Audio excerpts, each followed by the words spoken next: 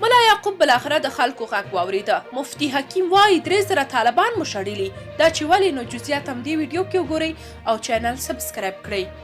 وروسته له هغه چې په یو شمېر ولایتونو کې ځینې طالب ځواکونو د شخصي عقدې او یا هم په خپل سر د پخواني نظام یو شمېر پوځیان او عام خلک وهل، ډبول او وژل یې، نو طالبانو د خلکو د سختو غبرګونونو سره مخ شول. دا چې د طالبانو اوسني حکومت کې تر نورو مشرانو ملا یعقوب نسبتا یو وطن دوسته چارواکی ښکاري، نو له هغه یې وغوښتل تر څو د طالبانو له لیکو داسې بې بندوباره کسان وباسي، او که داسې اقدام ونه کړي نو د ولس او طالبانو ترمنځ به واټن پیدا شي. همدې ته په کتو ملا یعقوب د تصفیې کمیسیون وګماره چې د دوی لیکو کې داسې بې بندوباره کسان وباسي.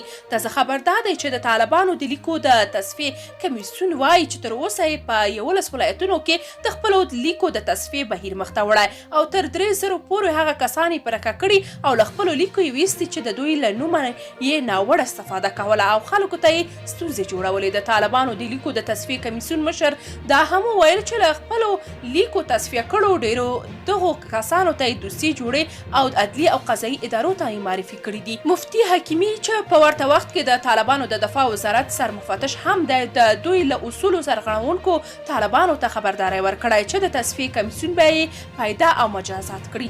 هغه له خلکو هم غوښتي چې په دې اړه شکایتونه او اسناد ورسره شریک کړي. د طالبانو د لیکو د تصفیې کمیسیون مشر نه دي ویلي چې د لیکو د تصفیې اړتیا یې څومره نوره هم جدي ده او کمیسیون به تر کله خپل فعالیت ته دوام ورکوي. هغه مخکې په یو مرکه کې ویلي وو چې د بیا ځلې واکمنۍ په لومړیو کې د داعش یو غړی په دفاع وزارت کې د عمومي رئیس په توګه ټاکل شوی و. لطف الله حکیمي د دغه کس په اړه نور جزئیات نه ورکړي.